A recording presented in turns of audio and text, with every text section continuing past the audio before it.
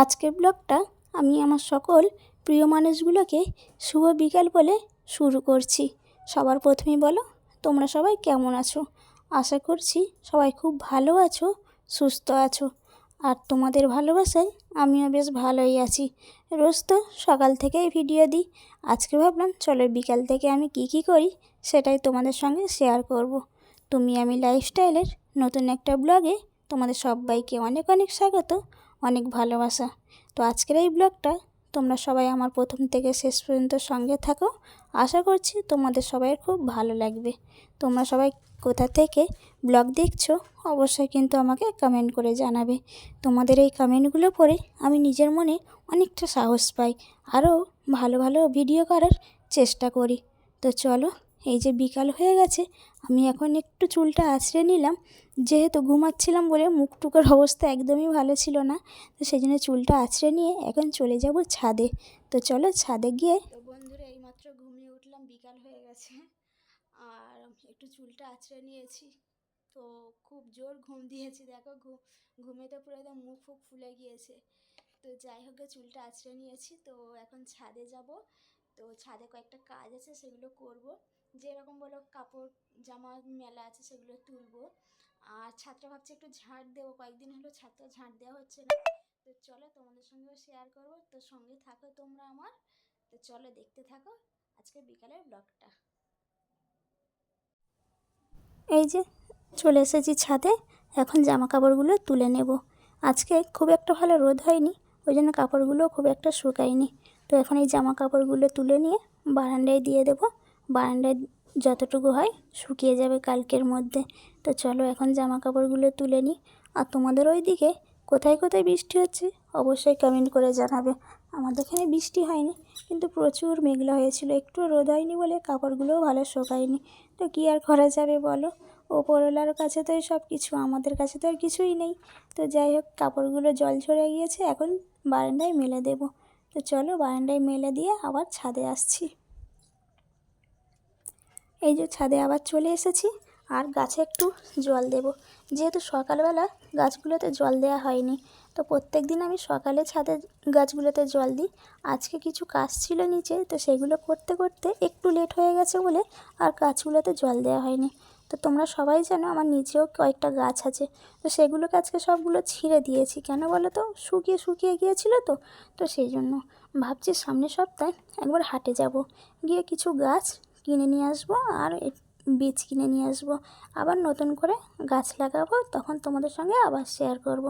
সত্যি কথা বলতে তোমাদের সাথে মনে হয় সবটুকু আমার শেয়ার করলেও মনের শখ মেটে না, এরকম অবস্থা। তো চলো গাছগুলোতে এখন জল দিয়ে নিই। আর এই যে শশা গাছটা শুধু মাথায় বড় হয়ে যাচ্ছে, এখনও পর্যন্ত একটা শশা কি ফুলও ধরেনি। আর এর সঙ্গে কিন্তু ড্রাগন গাছটাও আছে। তো তোমরা কি কেউ জানো যে ড্রাগন গাছের সঙ্গে কোনো গাছ থাকলে ড্রাগন গাছের কোনো ক্ষতি হবে? যদি জেনে থাকো তোমরা কিন্তু অবশ্যই আমাকে কমেন্ট করে জানাবে। আমি তো খুব একটা জানি না। তো এই ড্রাগন গাছটা খুব স্বাদের আমার গাছ, জানো তো। অনেক ছোট্টোবেলায় মামার বাড়ি থেকে নিয়ে এসেছিলাম। তো যদি খারাপ হয়ে যায় প্রচুর কষ্ট হবে। তোমরা যদি কেউ জেনে থাকো আমাকে কিন্তু কমেন্ট করতে ভুলো না। চলো গাছগুলোতে এখন জল দিয়ে নিই।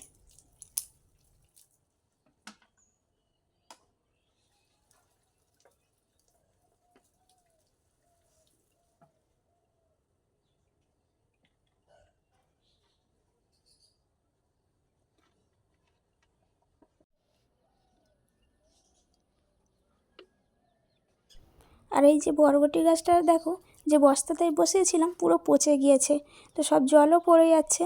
তো যখন গাছটা বসিয়েছিলাম এই বস্তাটাতে, গাছটা অনেকটা ছোট ছিল, এই বর্ষার জল লেগে লেগে বস্তাটা পুরো পচে গিয়েছে। তো ভাবছি যেদিনকে তোমাদের দাদাভাই বাড়িতে থাকবে, এই বস্তাটাকে ভালো করে ছিঁড়ে অন্য একটা জায়গায় গাছটা বসাবো। তো গাছটা বেশ বড়ও হয়ে গেছে, একার দ্বারা তো আর সম্ভব না। সেই জন্য তোমাদের দাদাভাই যেদিনকে বাড়ি থাকবে সেদিনকেই গাছটা লাগাবো। তো এখন ছাদটা ভালো করে চলো ঝাড়টা দিয়ে নিই। কথাই আছে যে রাধে সে চুলও বাঁধে। তো যেগুলো কাজ কোনো দিনই করিনি কিন্তু এখন করতে বেশ ভালোই লাগে। টবগুলো সব মাটি ঝরিয়ে ভালো করে তুলে রেখে দিয়েছি।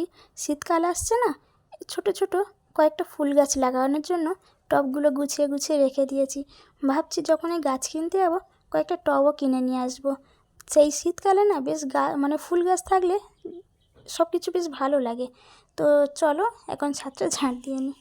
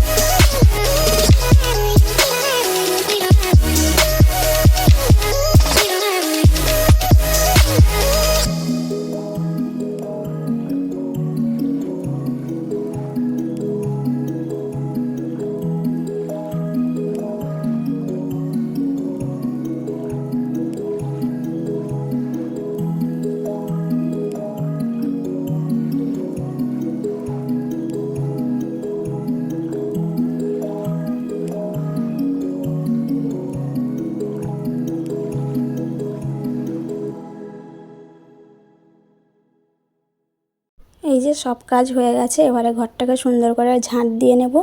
ঝাঁট দিয়ে যাব নিচে, যেহেতু সন্ধ্যে হয়ে গেছে আর কিছু টিফিন তৈরি করতে হবে। কিন্তু কি টিফিন তৈরি করবো আজকে কিছু বুঝতে পারছি না। তো আজ যাবো প্রথমে রান্নাঘরে গিয়ে দেখব যে কি আছে, সেই বুঝে টিফিন তৈরি করব। তো চলো রান্নাঘরে যাই। তো তোমরা আমার সঙ্গে চলো, আজকে সন্ধ্যেবেলায় কি টিফিন করছি তোমাদেরকে দেখাই। এই যে রান্নাঘরে এসে দেখছি একটা ম্যাগি পড়ে আছে, তো ডিমও ছিল না, তো সেই জন্য ভাবলাম একটু আলু দিয়ে, একটা ম্যাগি কইটুখানি আর হয়, একটা আলু দিয়ে ম্যাগিটা ভাজা ভাজা করে দেব। তো কী আর বলবো, ম্যাগিটা ভাজা করতে গিয়ে যে একটা এরকম হবে ঘটনা আমার সঙ্গে, আমি তো স্বপ্নেও ভাবিনি। ম্যাগি ভাজা করতে গিয়ে আমার অবস্থা খারাপ হয়ে গেছে, ম্যাগির গামলিটা পুরো উল্টে পড়ে গেল। তো হাতে ফোন ছিল, ভেবেছিলাম যে ভিডিও করব, কিন্তু এতটা ভয় পেয়ে গিয়েছিলাম আগুনের কাছে, ভিডিওটা আর তোমাদের সঙ্গে শেয়ার করা হলো না। তারপরে রাতের খাবার তৈরি করে নিলাম।